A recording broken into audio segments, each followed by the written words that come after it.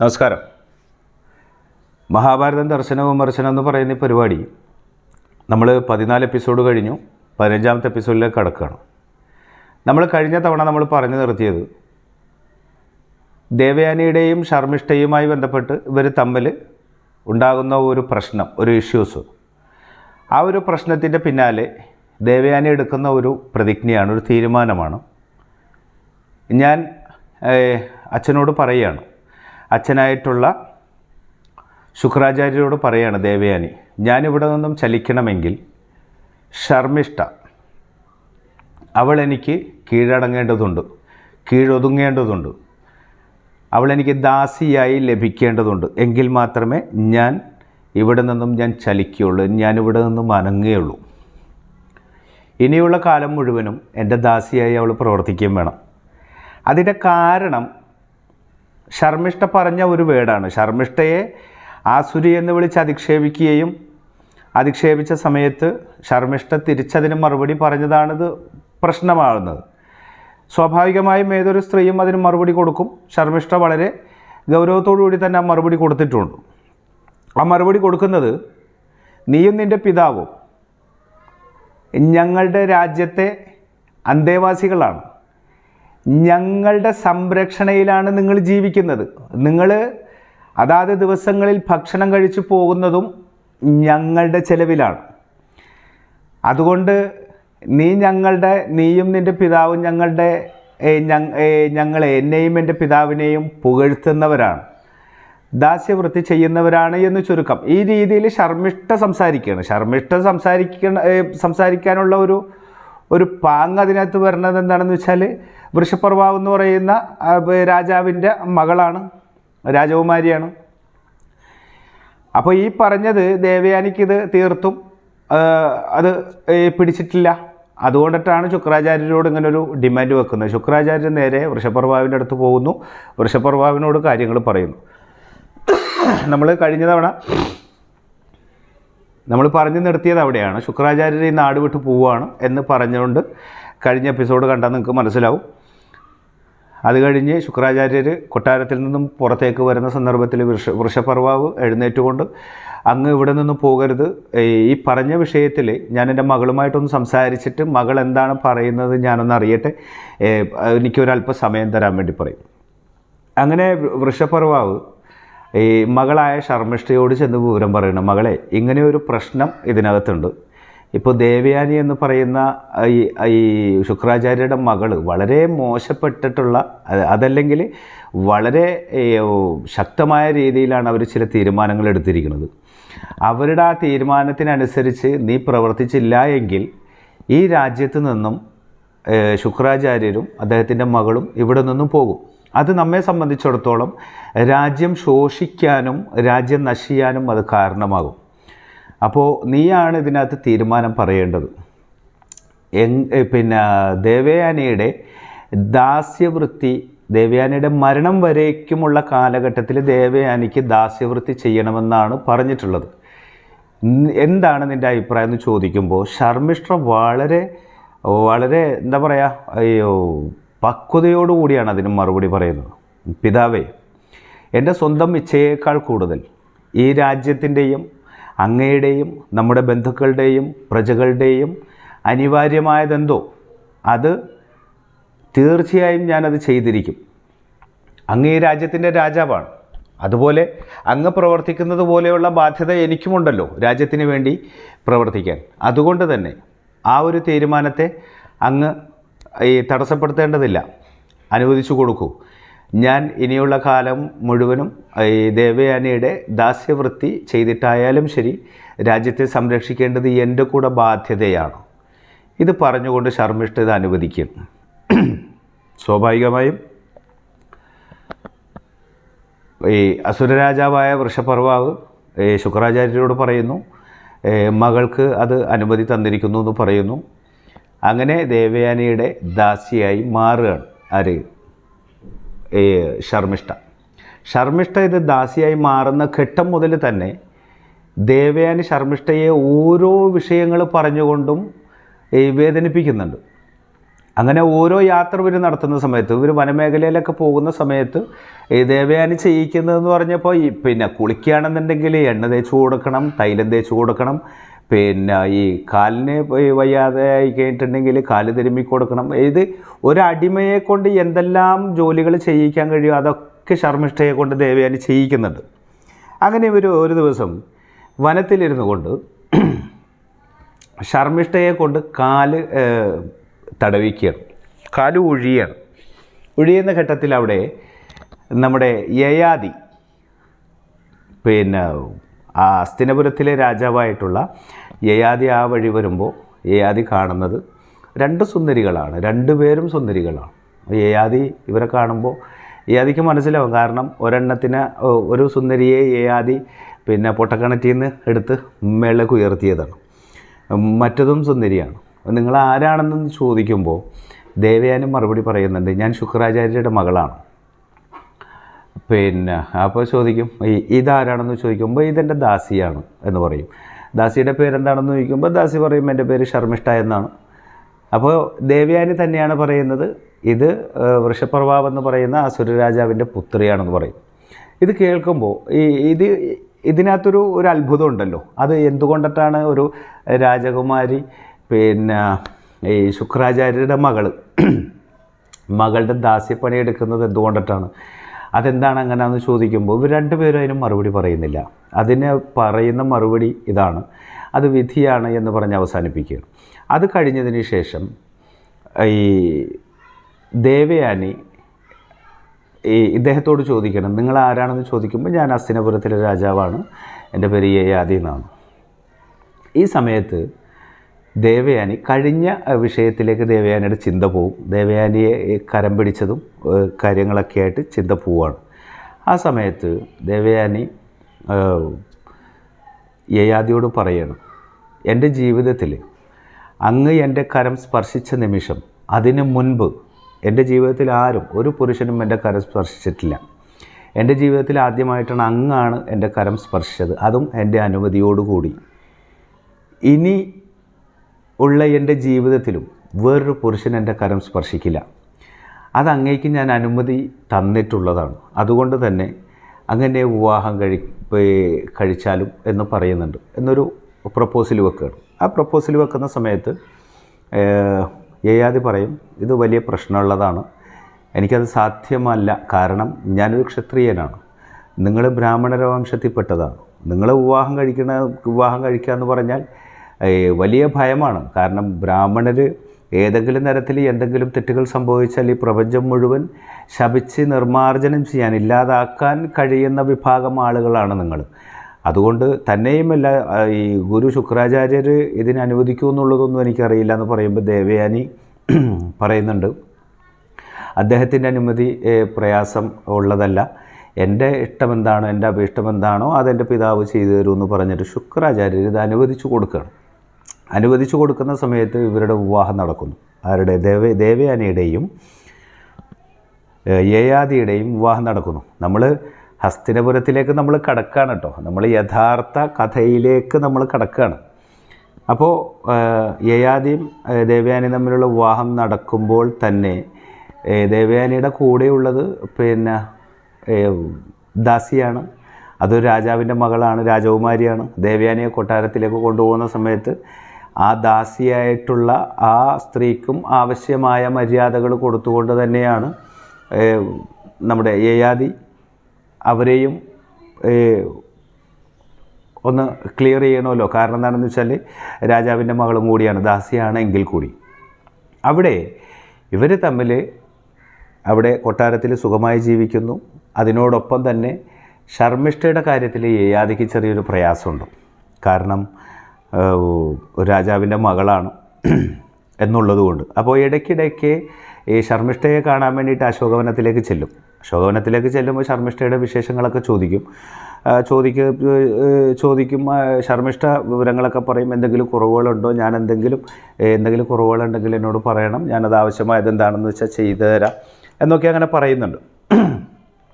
അങ്ങനെ ഏതാണ്ട് 1 വർഷം കഴിയുമ്പോൾ ദേവയാനിക്കൊരു കുഞ്ഞ് പിറക്കും.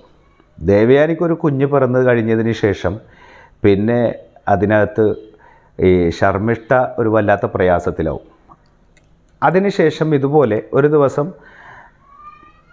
യയാതി ശർമ്മിഷ്ഠയുടെ വിശേഷം അറിയാൻ വേണ്ടി വരുന്ന സമയത്ത് ശർമ്മിഷ്ഠ യയാതിയോട് പറയുന്നുണ്ട്, അല്ലയോ രാജാവേ, ഞാൻ എൻ്റെ ജീവിതത്തിൽ, ഞാനൊരു രാജകുമാരിയാണ്, ഞാൻ എൻ്റെ ജീവിതത്തിൽ ഇന്ന് വരെയും ഞാൻ എൻ്റെ ജീവിതം, എൻ്റെ യൗവന കാലഘട്ടം മുഴുവൻ മറ്റൊരു വ്യക്തിയുടെ ദാസ്യവേല ചെയ്തുകൊണ്ട് ജീവിതം അവസാനിപ്പിക്കേണ്ട ഒരു സ്ഥിതിഗതിയിലേക്കാണ് വരുന്നത്. എനിക്ക് എൻ്റേതായിട്ടുള്ള ഇഷ്ടങ്ങളും മോഹങ്ങളും ഒക്കെയുണ്ട്. ഒരാളെ വിവാഹം കഴിക്കാനും അതിലൂടെ എൻ്റെ പരമ്പര നിലനിർത്താനും സന്താനങ്ങളെ താലോലിക്കാനും ഒക്കെ എനിക്ക് ആഗ്രഹമുണ്ട്. അതിന് വേണ്ടിയിട്ട് ഞാൻ അങ്ങയോട് ഒരു കാര്യം ചോദിച്ചു കൊള്ളട്ടെ, അങ്ങേക്ക് എന്നെ വിവാഹം കഴിച്ചുകൂടെ എന്ന് ചോദിക്കുന്നുണ്ട് ശർമ്മിഷ്ഠ. ഇത് ചോദിക്കുമ്പോൾ യയാതി ശർമ്മിഷ്ഠയോട് പറയണത്, നീ ചോദിച്ച കാര്യം വലിയ പ്രശ്നമുള്ളതാണ്. കാരണം ഈ ദേവയാനിയെ വിവാഹം കഴിച്ച് തരുന്ന ഘട്ടത്തിൽ ശുക്രാചാര്യർ എന്നോട് പ്രത്യേകം പറഞ്ഞിട്ടുള്ള ഒരു കാര്യമാണ്, ഒരു കാരണവശാലും ശർമ്മിഷ്ഠയെ വരിക്കാൻ പാടില്ല, വിവാഹം കഴിക്കാൻ പാടില്ല എന്ന് ശുക്രാചാര്യർ അങ്ങനെ ഒരു നിർബന്ധ ബുദ്ധി ഇദ്ദേഹത്തോട് പറഞ്ഞിട്ടുണ്ട്. ആരോട്? യയാതിയോട്. ഇത് ശുക്രാചാര്യർ എന്നോട് പറഞ്ഞിട്ടുള്ളതാണ്. അതുകൊണ്ട് ഞാൻ ശുക്രാചാര്യരെ ഞാൻ എതിർക്കുന്നതിന് തുല്യമാകും. അങ്ങനെ വന്നു കഴിഞ്ഞാൽ അത് വലിയ പ്രയാസമുള്ളതാണ്. തന്നെയുമല്ല, നീ ഒരു ദാസിയാണ്, നീ ദാസിയായ നിന്നെ ഞാൻ വിവാഹം കഴിച്ചതായിട്ട് ദേവയാനി അറിഞ്ഞാൽ അതും വലിയ പ്രശ്നമാണെന്ന് പറയുമ്പോൾ ശർമ്മിഷ്ഠ പറയുന്നുണ്ട്, ദാസ്യവൃത്തി ദേവയാനിക്ക് ഏത് കാലഘട്ടം, എൻ്റെ മരണം വരെയും ഞാൻ ദാസ്യവൃത്തി ഞാൻ ചെയ്യും. പക്ഷേ എൻ്റെ ജീവിതം ആരുടെ കൂടെ ജീവിക്കണം, വിവാഹം കഴിക്കണം, സന്താനങ്ങളെ പെറ്റുപോറ്റുന്നതിനൊന്നും എനിക്കെന്തിനാണ് ദേവയാനിയുടെ അനുമതി ആവശ്യമായിട്ടുള്ളത്? അത്തരം ഒരു അനുമതി എനിക്ക് ആവശ്യമില്ല. അങ്ങ് ദയവ് ചെയ്ത് എന്നെ വിവാഹം കഴിക്കണമെന്നുള്ള ആ വിവാഹാഭ്യർത്ഥന നമ്മുടെ യയാതിക്ക് നിരസിക്കാൻ കഴിയാത്ത വിധം യയാതി ആ വിവാഹാഭ്യർത്ഥന അംഗീകരിക്കുകയാണ്.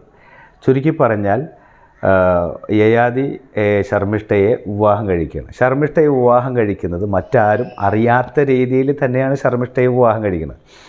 അതായത് അശോകവനിയിൽ വളരെ സമാധാനത്തോടുകൂടി ആ വനത്തിൽ ശർമ്മിഷ്ഠയെ സംരക്ഷിച്ചു പോകുന്നു എന്ന് ചുരുക്കം. ഇതെവിടെയാണ് ഇതിൻ്റെ പ്രശ്നം വന്നതെന്ന് വെച്ചാൽ, ദേവയാനിക്ക് 2 കുട്ടികളാണ്, 2 ആൺകുട്ടികളാണ്. പക്ഷേ ശർമ്മിഷ്ഠയ്ക്ക് 3 പുത്രന്മാർ, 3 കുട്ടികളാവും. അപ്പോൾ ഇങ്ങനെ സംഭവിക്കുന്ന സമയത്ത് ശർമ്മിഷ്ഠ ഇങ്ങനെ വിവാഹിതയായി ശർമ്മിഷ്ഠയ്ക്ക് കുഞ്ഞുങ്ങളായി എന്നൊക്കെ അറിയുമ്പോൾ ദേവയാനി വന്ന് ചോദിക്കുന്ന ചോദ്യം ഇതാണ്. സാധാരണ സ്ത്രീകളുടെ ആ ഒരു സ്വഭാവത്തിൽ നിന്നുകൊണ്ട് തന്നെ വന്ന് ചോദിക്കുന്നതാണ്, ഇതിൻ്റെ ഈ കുഞ്ഞുങ്ങളുടെ പിതാവ് ആരാണ് എന്ന് ചോദിക്കുന്നത്. നിന്നെ ആരാണ് വിവാഹം കഴിച്ചിരിക്കുന്നത്? നിന്നെ വിവാഹം കഴിച്ച നിൻ്റെ ഭർത്താവിനെ അല്ലെങ്കിൽ നിൻ്റെ ആര്യപുത്രനെ എനിക്കെന്തുകൊണ്ടാണ് കാണാൻ കഴിയാത്തതെന്ന് ചോദിക്കുമ്പോൾ ശർമ്മിഷ്ഠ പറയുന്നുണ്ട്, നീ പ്രയാസപ്പെടണ്ട, എന്നെ വിവാഹം കഴിച്ചിരിക്കുന്ന ഒരു താപസനാണ്. അദ്ദേഹം വിവാഹം കഴിച്ച് അദ്ദേഹം ചില ഘട്ടങ്ങളിൽ വന്നു പോകാമെന്നല്ലാതെ നിരന്തരം ഇവിടെയില്ല. അതുകൊണ്ട് നീ ഒരു ടെൻഷൻ ആവേണ്ട എന്ന് ശർമ്മിഷ്ഠ പറയുന്നുണ്ട്. കാരണം ശർമ്മിഷ്ഠയ്ക്ക് അറിയാം ദേവയാനി ചോദിക്കുന്നതിൻ്റെ ഉദ്ദേശം. ദേവയാനിക്കും ആ സംശയം കൊണ്ട് തന്നെയാണ് ദേവയാനി ശർമ്മിഷ്ഠയോട് ചോദിക്കുന്നത്. ദേവയാനിക്ക് ഒറ്റ കാര്യം മാത്രമേ ഉള്ളൂ, ഈ കുഞ്ഞുങ്ങളുടെ പിതാവ് ഇദ്ദേഹമല്ല എന്ന് അറിയണം, അത്രയേ ഉള്ളൂ. ആ രീതിയിൽ തന്നെയാണ്. പക്ഷേ ഇത് 3 കുഞ്ഞുങ്ങൾ ശർമ്മിഷ്ഠക്കാവുമ്പോൾ, 3 മക്കളാവുമ്പോൾ ഇത് അങ്ങനെ പറഞ്ഞിട്ടുണ്ട്. ഈ 3 കുഞ്ഞുങ്ങളാണെന്നുണ്ടെങ്കിൽ കാണാൻ നല്ല ചേലുള്ള മക്കളാണ്. അപ്പോൾ ഒരിക്കലും ഇതുപോലെ ദേവയാനി യയാതിയോട്, രാജാവിനോട് വനത്തിലേക്ക് ഞാനും അങ്ങയോടൊപ്പം വരാമെന്ന് പറയുന്ന സമയത്ത് എതിര് പറയാൻ പറ്റില്ല. കാരണം എന്താണെന്ന് വെച്ചാൽ വനത്തിൽ ശർമ്മിഷ്ഠയുണ്ട്, കുഞ്ഞുങ്ങളുണ്ട്, അത് വഷളാകും, പ്രശ്നമാകും എന്ന് യയാതിക്കറിയാം. ആ യയാതി അതിനെ നിരസിക്കുമ്പോൾ ദേവയാനി നിർബന്ധ ബുദ്ധിയ ദേവയാനിയും കൂടെ പുറപ്പെടുകയാണ് വനത്തിലേക്ക്. അങ്ങനെ വനത്തിലേക്ക് വരുമ്പോൾ ഈ 3 സുന്ദരന്മാരായ കുഞ്ഞുങ്ങളും അവിടെ നിന്ന് കളിക്കുകയാണ്. അവിടെ നിന്ന് കളിക്കുന്ന സമയത്ത് ദേവയാനിക്ക് കുഞ്ഞുങ്ങളുടെ രൂപമൊക്കെ കാണുമ്പോൾ നല്ല സൗന്ദര്യമുള്ള കുഞ്ഞുങ്ങളാണ്. ആ കുഞ്ഞുങ്ങളെയൊക്കെ കാണുമ്പോൾ കുഞ്ഞുങ്ങളുടെ അടുത്ത് ചെന്നിട്ട് കുഞ്ഞുങ്ങളോട് ചോദിക്കുകയാണ്, നിങ്ങൾ ആരുടെ സന്താനങ്ങളാണ്, നിങ്ങളുടെ മാതാവ് ആരാണെന്ന് ചോദിക്കുമ്പോൾ കുട്ടികൾ പറയും, ഞങ്ങളുടെ മാതാവ് ശർമ്മിഷ്ഠയാണ്, ശർമ്മിഷ്ഠയുടെ സന്തതികളാണ് ഞങ്ങളെന്ന് പറയും. നിങ്ങളുടെ പിതാവ് എവിടെ? പിതാവ് ആരാണെന്ന് ചോദിക്കുമ്പോൾ സ്വാഭാവികമായിട്ടും ഈ ദേവയാനിയുടെ അടുത്ത് നിൽക്കുകയല്ലേ പിതാവ്. കുട്ടികൾക്ക് ഇതറിയില്ലല്ലോ. കുട്ടികൾ പിന്നെ ഇതാണ് ഈ പിതാവ് ഇദ്ദേഹമാണെന്ന് പറഞ്ഞിട്ട് കുട്ടികൾ പിതാവിൻ്റെ അടുക്കൽ ചെന്ന് കെട്ടിപ്പിടിക്കുന്നു. ഇവിടെ ദേവയാനി വഷളാവുകയാണ്. ദേവയാനി അവിടെ പ്രശ്നമെന്ന് പറഞ്ഞാൽ ഈ നല്ല തോതിൽ പ്രശ്നങ്ങളുണ്ടാക്കി ശുക്രാചാര്യരെ അറിയിച്ച് ശുക്രാചാര്യരോട് വരാൻ വേണ്ടി പറയും. ശുക്രാചാര്യർ അവിടെ എത്തുന്നു. ശുക്രാചാര്യർ അവിടെ എത്തുന്ന സമയത്ത് പിന്നെ ദേവയാനി പറയും, എനിക്കിനി ഇദ്ദേഹത്തിൻ്റെ ഭാര്യയായിട്ടിരിക്കാൻ കഴിയില്ല. ഇദ്ദേഹം ഒന്ന് ഈ വാഗ്ദാനം ലംഘിച്ചിരിക്കുന്നു. ഈ പ്രതിജ്ഞ ഉണ്ടായിരുന്നു, വിവാഹം കഴിക്കുന്ന സമയത്തുണ്ടായിരുന്ന പ്രതിജ്ഞ, അത് ലംഘിച്ചിരിക്കുന്നു. അങ്ങ് കൊടുത്തിട്ടുള്ള ചില നിർദ്ദേശങ്ങളുണ്ടായിരുന്നു, അതും ലംഘിച്ചിരിക്കുന്നു. അതുകൊണ്ട് ഇനി എനിക്ക് അദ്ദേഹത്തിൻ്റെ കൂടെ ജീവിക്കാൻ കഴിയില്ല എന്ന് പറയുമ്പോൾ ശുക്രാചാര്യർക്ക് ഇത് വലിയ പ്രശ്നമാവും. ശുക്രാചാര്യർ പറയും, നിങ്ങളോട് ഞാൻ പറഞ്ഞതാണ്, ഈ ശർമ്മിഷ്ഠയെ വിവാഹം കഴിക്കരുതെന്ന് ഞാൻ നിങ്ങളോട് പറഞ്ഞാണെന്ന് പറയുമ്പോൾ യയാതി പറയുന്നുണ്ട്, അത് സംഭവിച്ചു പോയി ഗുരുനാഥ എന്ന് പറയുമ്പോൾ, അല്ല നീ ആ ചെയ്തത് ശരിയല്ല, അതുകൊണ്ട് നാം നിനക്ക് ശാപം നൽകുകയാണ്. യയാതിക്ക് കൊടുക്കുന്ന ശാപം എന്താണെന്ന് വെച്ചാൽ വാർദ്ധക്യം ഭവിക്കട്ടെ എന്നാണ്. നിനക്ക് നിൻ്റെ യൗവനം പൂർണ്ണമായും നീക്കം ചെയ്യപ്പെട്ട് ജരാനരകൾ ബാധിച്ചുകൊണ്ട് നീ വാർദ്ധക്യത്തിൽ അകപ്പെടട്ടെ എന്ന് പറഞ്ഞിട്ടാണ് ഈ ശാപം കൊടുക്കുന്നത്. യയാതി ഉടൻ തന്നെ ശുക്രാചാര്യരുടെ കാലിൽ വീണും മാപ്പി ചോദിക്കും, ദയവ് ചെയ്ത് അങ്ങ്, ഞാനൊരു രാജ്യത്തെ രാജാവാണ്, ദയവ് ചെയ്ത് അങ്ങനെ ഇത്തരമൊരു രീതിയിൽ എന്നെ ശിക്ഷിക്കരുത്, അതുകൊണ്ട് പിന്നെ അങ്ങ് എനിക്ക് ശാപമോക്ഷം തരണം എന്ന് പറയുമ്പോൾ ഈ ശുക്രാചാര്യർ അതിന് ശാപമോക്ഷമായിട്ട് കൊടുക്കുന്ന ഒരു ഇൻസ്ട്രക്ഷൻ എന്താണെന്ന് വെച്ചാൽ, ശരി, ഇതിൽ നിന്നും ഒരു ശാപമോക്ഷം നിനക്ക് തരാം, ശാപം എന്തായാലും ഫലിക്കും, അത് ഫലിക്കാതിരിക്കില്ല, പക്ഷേ ഇതിനൊരു മോക്ഷം നിനക്ക് ഞാൻ തരാം. പകരം നിൻ്റെ വാർദ്ധക്യം ഏറ്റെടുത്തുകൊണ്ട് നിൻ്റെ രക്തബന്ധത്തിൽപ്പെട്ട ആരെങ്കിലും അതിന് തയ്യാറായാൽ നിൻ്റെ വാർദ്ധക്യം അവരേറ്റെടുക്കുകയും അവരുടെ യൗവനം നിനക്ക് തിരിച്ച് ലഭിക്കുകയും ചെയ്യും. അങ്ങനെ കൊടുക്കൽ വാങ്ങൽ പ്രക്രിയയിലൂടെ നിനക്കിത് ചെയ്യാൻ കഴിയും. അത് നിൻ്റെ രക്തബന്ധത്തിൽ ആരെങ്കിലും അതിനെ അനുവദിച്ചാൽ മാത്രം, അവരനുവദിച്ചുകൊണ്ട് അവരുടെ യൗവനം നിനക്ക് തരാൻ തയ്യാറാണെങ്കിൽ നിനക്കത് സ്വീകരിക്കാം, പകരം നിൻ്റെ വാർദ്ധക്യം അവർക്ക് കൊടുക്കാം. ഇതാണ് ഓപ്ഷനായിട്ട് കൊടുക്കണം, ശാപമോക്ഷം കൊടുക്കണം. ഇത് കിട്ടിയതോടുകൂടി ആളുടെ അവസ്ഥയൊക്കെ മാറാൻ തുടങ്ങി. ശാപം അങ്ങനെയാണല്ലോ, ഈ പ്രത്യേകിച്ചും ഗുരുക്കന്മാരുടെയൊക്കെ ശാപം പെർ സെക്കൻഡിൽ തന്നെ അതിൻ്റെ പണി തുടങ്ങുമെന്നാണ്. അതിനൊക്കെ ഒരു സയൻറ്റിഫിക് അല്ലെങ്കിൽ അതൊക്കെ ഈ കാലഘട്ടത്തിൽ അതൊക്കെ പറഞ്ഞ് മനസ്സിലാക്കാനൊക്കെ എളുപ്പമുണ്ട് കേട്ടോ. അതൊക്കെ അതിൻ്റെയൊക്കെ വിശദീകരണങ്ങളൊക്കെ നമുക്ക് ഇതിനോടൊപ്പം തന്നെ നമുക്ക് പതുക്കെ പറഞ്ഞു പോവാം. കാരണം എന്താണെന്ന് വെച്ചാൽ നമ്മുടെ പ്രകൃതി നിയമത്തിൽ പെട്ടതാണത്. ഈ ശാപം എന്ന് പറയുന്ന സംഭവം ഒരാൾ ശപിച്ചു കഴിഞ്ഞാൽ അത് നമ്മളുടെ ജീവിതത്തിൽ പിന്നെ ഏറെ സ്വാധീനിക്കപ്പെടും. അത് പ്രകൃതി അതിനൊരുക്കും, അതിനുള്ള സാഹചര്യങ്ങളൊക്കെ പ്രകൃതി ഒരുക്കും. അതൊരു യാഥാർത്ഥ്യം തന്നെയാണ്. അപ്പോൾ അതുകൊണ്ട് തന്നെ ഇവിടെ യയാതി വാർദ്ധക്യത്തിലേക്ക് കടക്കുകയാണ്. ദേവയാനിയുമായി കൊട്ടാരത്തിലേക്ക് പ്രവേശിക്കുന്ന സമയത്ത് കൊട്ടാരത്തിലുള്ള ഭടന്മാരോ അല്ലെങ്കിൽ കൊട്ടാരത്തിലുള്ള മറ്റ് ബന്ധപ്പെട്ട ആളുകൾ, മന്ത്രി അടക്കമുള്ള ആളുകൾക്ക് പോലും മനസ്സിലായില്ല എന്നാണ്. കാരണം വാർദ്ധക്യത്തിലായിപ്പോയി. അങ്ങനെ കൊട്ടാരത്തിൽ ചെന്നതിന് ശേഷം അദ്ദേഹം തൻ്റെ സന്താനങ്ങളെയാണ് ആദ്യം ഇതിന് വേണ്ടിയിട്ട് ഉപയോഗിക്കാവുന്ന ഒരു അവസ്ഥയിലേക്ക്, സന്താനങ്ങളോട് ചോദിക്കാം അവർ എന്താണ് സന്താനങ്ങളുടെ നിലപാടുകൾ. അവരുടെ സന്താനങ്ങൾ പ്രത്യേകിച്ചും എല്ലാവരും ഒരു യുവാക്കളായിട്ടുള്ള അവസ്ഥയുണ്ടല്ലോ. അപ്പോൾ അവരുടെ യുവത്വം ചോദിച്ച് അവരുടെ യുവത്വം വാങ്ങിച്ച് എനിക്കത് ഈ കുറച്ചു കാലം ഞാനത് അനുഭവിച്ച് കഴിഞ്ഞതിന് ശേഷം അവർക്ക് തിരിച്ചു കൊടുക്കാം എന്നുള്ള രീതിയിൽ അദ്ദേഹത്തിൻ്റെ ദേവയാനിയിലുള്ള ആദ്യത്തെ പുത്രൻ, ദേവയാനിയിൽ 2 പുത്രന്മാരാണ്, ശർമ്മിഷ്ഠയിൽ 3 പുത്രന്മാരാണ്. ദേവയാനിയിലുള്ള ആദ്യത്തെ പുത്രനെ വിളിക്കുകയാണ്. ആദ്യത്തെ പുത്രനെ വിളിച്ചിട്ട് പറയുകയാണ്, എൻ്റെ അവസ്ഥ ഇങ്ങനെയൊക്കെയാണ്, പക്ഷേ എനിക്ക് ശാപമോക്ഷം കിട്ടിയിട്ടുണ്ട്. ആ ശാപമോക്ഷം ഇതാണ്, നീ എനിക്ക് നിൻ്റെ യുവത്വം നീ എനിക്ക് നൽകുകയാണെന്നുണ്ടെങ്കിൽ, എൻ്റെ വാർദ്ധക്യം നീ സ്വീകരിക്കുകയാണെന്നുണ്ടെങ്കിൽ എനിക്കതിൽ നിന്ന് മോക്ഷം കിട്ടും. എന്നിട്ട് ആ യുവത്വത്തിൽ ഞാൻ എൻ്റെ ഒരു പീരീഡ് കഴിഞ്ഞതിന് ശേഷം ഞാനത് മതിയാക്കിയിട്ട് ഞാൻ നിനക്ക് തിരിച്ച് നൽകാം എന്ന് മൂത്ത പുത്രനോട്, കാരണം എന്താ വെച്ചാൽ രാജ്യാവകാശിയാണ്. ഈ യയാതി മരണപ്പെട്ടാൽ, അതല്ല ഈ യയാതി പ്രായം ചെന്ന് കഴിഞ്ഞാൽ അതിനുശേഷം പിന്നെ രാജാവാകേണ്ടത് മൂത്ത പുത്രനാണ്. അപ്പോൾ മൂത്ത പുത്രനോടാണ് ഈ വിഷയം പറയുന്നത്. മൂത്ത പുത്രൻ പറയുന്ന മറുപടിയുണ്ട്. നമുക്കത് അടുത്ത എപ്പിസോഡിൽ പറയാം. ഇന്നത്തെ ഏതാണ്ട് സമയമായി. നമ്മളിനി അടുത്ത എപ്പിസോഡിലേക്ക് കടക്കാം. ഓക്കെ, ഇതിപ്പോൾ 14 എപ്പിസോഡ് കഴിഞ്ഞതിപ്പോൾ 15ാമത്തെ എപ്പിസോഡാണ്. അത് കഴിഞ്ഞതിന് ശേഷം നമുക്ക് അടുത്ത എപ്പിസോഡിലേക്ക് ബാക്കി കാര്യങ്ങളിലേക്ക് വരാം. നിർബന്ധമായിട്ടും നിങ്ങൾ എല്ലാവരും ശ്രദ്ധയോടുകൂടി കാണുക. നമ്മൾ ഹസ്തിനപുരത്തിലേക്ക് കടക്കുകയാണ്.